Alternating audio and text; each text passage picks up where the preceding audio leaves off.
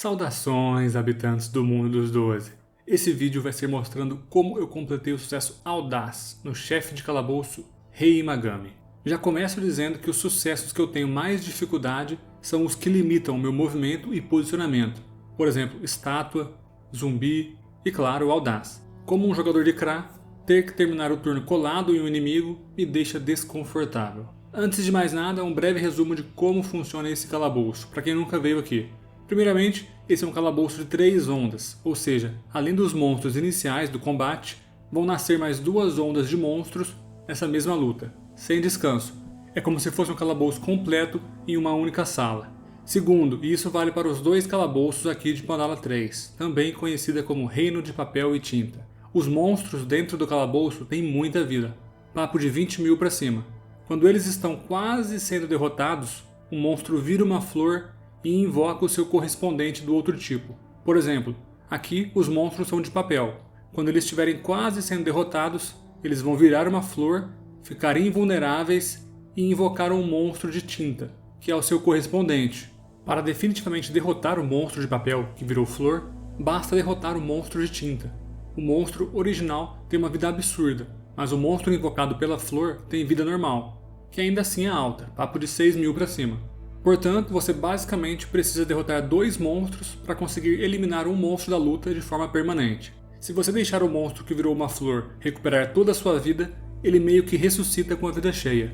Então, isso é algo que você deve evitar completamente. Se você baixou a vida do monstro o suficiente para que ele vire flor e invoque seu monstro correspondente, faça questão de derrotar o monstro correspondente antes que o monstro flor renasça. O boss segue a mesma lógica, porém em patamares de vida. Quando o boss chega em 75% de vida, ele vira uma flor e invoca a boss do outro calabouço, nesse caso a rainha Amiru-Khan. Porém, ela não é um inimigo, ela jogará no seu lado do campo de batalha e você mesmo controlará ela. Quando o boss passa para o seu time, você deve utilizá-lo de forma eficiente, pois ele causa danos absurdamente imensos e isso ajuda demais a limpar esses monstros com mais de 20 mil de vida. Além de causar bons danos, o boss aliado também tem uns buffs interessantes de PA e escudo. Depois de 5 turnos, o boss original do mal revive e você precisa reduzir sua vida até 50% para que o boss do bem venha para o seu time. Portanto, as faixas de vida são 75%, 50% e 25% para o boss passar para o seu time por tempo determinado. Eu comecei a minha tentativa do sucesso audaz focando o boss, isso porque ele remove PM, atrapalha o seu posicionamento e ainda causa danos bem altos. Já fazendo o boss vir para o meu time no início da luta, faz com que eu tenha espaço para respirar e manusear o campo de batalha. O Imushin é um inimigo muito forte se ele conseguir chegar até você. Portanto, uma preocupação minha foi manter o Imushin o mais isolado possível. É interessante dizer que ele tem uma magia que atrai ele até o alvo. Esse feitiço pode ser extremamente perigoso, dependendo de onde ele estiver. Felizmente, a classe Sadida é bastante forte nesse calabouço, especialmente se ela estiver especializada em retirada de PM, que foi o meu caso aqui. Isso porque você dificilmente consegue limpar todos os monstros antes dos próximos monstros nascerem. E como o mapa é cheio de corredores, os monstros tendem a ficar aglomerados, facilitando assim o trabalho da Sadida de manter o estado infectado em todo mundo e, consequentemente, removendo quantidades absurdas de PM de todos eles. A minha ideia era ir lentamente cada vez mais para baixo e para a esquerda do mapa. Dessa forma, os novos monstros das próximas ondas iam pelo menos perder alguns turnos até chegarem no meu time. Mas isso acabou sendo uma tarefa mais difícil do que eu pensava, porque nesse caso eu não poderia derrotar o monstro que eu estava usando para manter o sucesso audaz em jogo. Felizmente, eu já consegui trazer o boss para o meu time no turno 2, já era menos uma preocupação com os danos e os PMs que ele retira. Acabou que o alvo que eu estava usando para manter o sucesso audaz foi o Imetsu, e ele é muito sorrateiro, fica pulando para lá e para cá. Isso atrapalhou bastante a minha ideia de me afastar e me forçou a ter que manter um posicionamento mais agressivo, mais adiantado. Outro fator positivo é que para compensar a imensa vida dos monstros, eles têm pelo menos 2 resistências negativas, cada um deles. Isso ajuda bastante a passar os monstros para a fase de tinta, o mais rápido possível. Outra coisa que vale ser mencionada é que você pode usar a flor dos inimigos originais que foram semi-derrotados para manter o sucesso audaz. Você pode usar tanto o monstro original, na forma de flor, quanto sua invocação na forma de tinta. Uma estratégia interessante poderia ter sido manter uma flor bastante afastada para não cancelar o sucesso e ainda assim não receber danos, mas deve ser bem difícil de conseguir realizar isso. Outra mecânica muito importante de saber é que quando o boss retorna para o time inimigo, qualquer monstro de tinta que estiver dentro do glifo branco gigantesco ao redor da flor do boss será derrotado instantaneamente quando o boss voltar a ser seu inimigo. Portanto, se seu tempo com a boss aliada estiver acabando e você tiver vários monstros já transformados, coloque eles em cima do glifo branco. Quando o boss voltar a ser maléfico, ele vai levar vários monstros para a cova para você. Para mim, a onda mais perigosa foi a segunda. Nasceu um Emushin bem perto de mim, e eu já mencionei que ele tem um dano que machuca bem, e também nascem 2 Imiyamas que ficam curando os monstros. E não é uma cura negligenciável não. Outra preocupação é quando o boss volta a ser o inimigo. Apesar de ele derrotar monstros de tinta para mim, ele já começa seu turno muito próximo do meu time, e acaba fazendo um grande estrago com seu dano em área e suas remoções de PM. Além disso, ele ainda consegue trazer alguns inimigos para o corpo a corpo dele. Dependendo de quem ele conseguir trazer, a luta pode estar acabada. Felizmente não foi o meu caso, até porque você está assistindo esse vídeo e se tivesse dado errado eu não teria postado. Essa é uma luta que fica tensa o tempo todo, não tem um minuto que você para, senta e fala, pô, agora tá tranquilo. É um perigo constante e um constante estado de alerta também. Você não pode se distrair por um segundo, senão todo o seu esforço pode ter sido em vão. Pelo menos na estratégia que eu usei aqui. Com certeza deve existir métodos mais fáceis de completar esse sucesso. Mas enfim, depois que o boss retornou ao time inimigo, eu tinha conseguido trazer um Imorok para perto de mim. Isso era bom. Ele deve ser um dos inimigos menos ofensivos. Isso me permitia manter o sucesso audaz em pé, sem sofrer muitos danos. A única coisa que eu precisava fazer, para melhorar minhas chances, era passar o boss para o meu time novamente, o mais rápido possível. Quanto mais turnos ele se mantinha no time inimigo, menores eram minhas chances de vencer a luta. Eu estava sofrendo muitos danos todo o turno. A Eneripsa foi essencial para manter o time vivo. E ainda tem gente que fala que é tranquilo jogar sem cura. Vai completar esse sucesso aqui sem cura, quero ver. Inclusive, ali pro turno 8, metade do meu time estava quase indo de adeus. Ainda bem que deu para me manter no jogo, mas foi por um tris. O feitiço Sarça Calmante da Sadida, que remove 6 PMs do alvo principal e 4 PMs dos alvos secundários, tudo isso por 2 turnos, foi completamente crucial para a vitória. Toda vez que esse feitiço estava fora de cooldown, eu ganhava 2 turnos para respirar e me recompor. A má notícia é que esse feitiço foi imensamente nerfado no recente rework da Sadida, o que foi um dos pontos mais negativos da atualização que era para melhorar essa classe. Até então, tenho achado bem negativo esse update, mas ainda não tenho minha opinião formada completamente, porque ainda não me acostumei com a nova Sadida. Resumo da ópera, essa luta teria sido bem mais difícil com a nova Sadida. Outra coisa que me ajudou muito foi a Shadowr fazendo altos posicionamentos mirabolantes. Quando essa classe não está focada em jogar como batedora, ela pode ser uma posicionadora fantástica, e no sucesso audaz você precisa de muito posicionamento. No turno 9 eu deixei o boss com muito pouca vida acima do limite de 50%, e isso fez com que ele tivesse um turno para invocar uns glifos brancos que causam danos em todo mundo do meu time, além de dar escudo para todos os inimigos. Se eu tivesse conseguido dar esse teco de dano a mais nele, a luta teria sido bem mais tranquila. Mas ainda assim deu para prevalecer. Eu ainda acabei fazendo a cagada de dar pacifista na minha Eneripsa para curar mais, mas ela que tinha invocado o boss. Isso fez com que eu perdesse um turno de ataque da rainha também. Mas mesmo com esses erros, a luta estava controlada. Tinha muitos inimigos infectados, a rainha tinha acabado de vir para o meu time, então eu teria alguns bons turnos para jogar bem ofensivamente. Uma preocupação que permanecia era o tanto de Imiyama curandeiro que ainda estavam vivos. Precisava dar um jeito nisso logo. Um truque bom que você pode utilizar também é sacrificar a rainha no seu último turno de jogo. Isso vai fazer com que você tenha vários turnos de vários personagens para jogar antes do rei, exceto se o seu último personagem tiver invocado a rainha, daí não tem jeito. Mas isso evita que você tenha que aturar o Rei Magami jogando com todos os seus PMs e também na posição que a flor dele estava. A flor é irremovível, mas se você fizer ele voltar para a flor antes de ele jogar o turno dele, você consegue empurrá-lo e tirar seus PMs.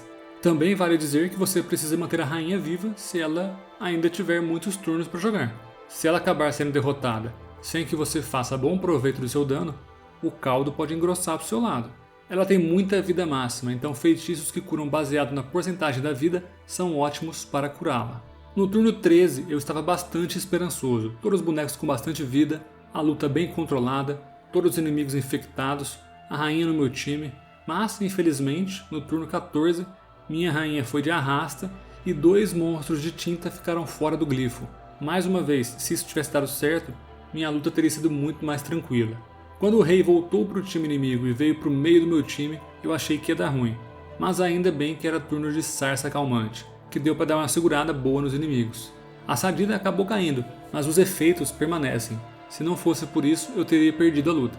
Por ser uma luta de onda e você ter que terminar o turno colado em inimigos, você acaba sofrendo muitos danos e, consequentemente, tomando muita erosão. Isso complica bastante para os momentos finais da luta. Já nessa etapa final da luta, os monstros estavam em cima de mim. Era uma montanha russa de emoções. Achava que ia ganhar, achava que ia perder. Achava que ia ganhar, achava que ia perder. Se o Enotrof também fosse derrotado, acabava a luta. Era o último bastião mantendo os inimigos sem PM. E ele estava com muito pouca vida. Mas não menos que Eniripsa, que chegou a receber um selinho da grande ceifadora. O finalzinho da luta foi muito tenso. Parecia que meus bonecos eram level 150. Todo mundo com 2.500 de vida máxima apenas, e o Enotrof com seus incríveis 1.700 de HP máximo. No turno 22, quando a Eniripsa sobreviveu com incríveis 3 de vida e 1.500 de vida máxima, eu sabia que tinha ganhado. Só restavam 2 inimigos e o Enotrof seria mais do que suficiente para controlá-los. Eu só precisava derrotar o rei o mais rápido possível. Eu não podia derrotar o outro monstro, porque eu estava usando ele para manter o Audaz de pé. E com pouca vida máxima, até o monstrinho básico conseguiria derrotar meus personagens. No turno 24, eu demonstrei exatamente aquilo que eu falei de sacrificar a rainha para que meus outros personagens pudessem jogar antes do rei. Isso me permitiu jogar com o Enotrof antes do rei, que basicamente o imobilizou para que eu pudesse enfim tirar sua última vida, a vida definitiva dele. Depois disso, foi só correr para o abraço e coletar minha vitória derrotando o Imafugo restante. Essa sem dúvida foi uma das lutas mais emocionantes que eu já fiz. Em todo momento achava que ia perder e desperdiçar essa 1h30 de luta. A erosão realmente te pega no final dessa luta. Mas era isso que eu tinha para dizer. Vou deixar o resto da luta rolando aí, espero que vocês curtam.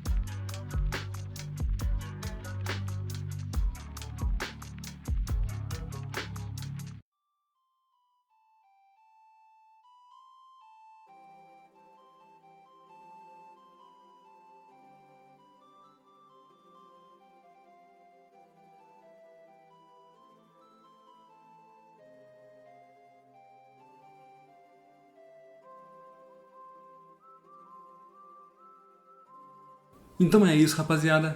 Gostaria de agradecer do fundo do meu coração os membros do canal. Eles estão desfilando aí embaixo na tela. Muito obrigado por apoiarem o canal, por ajudarem a manter esse sonho vivo. E se você quer fazer parte dessa turminha da bagunça aí, confira o primeiro link na descrição do vídeo, onde eu apresento os benefícios para os membros do canal. De qualquer forma, se você gostou desse vídeo, peço encarecidamente que você deixe um like, deixe um comentário e se inscreva no canal. Tamo junto, GG.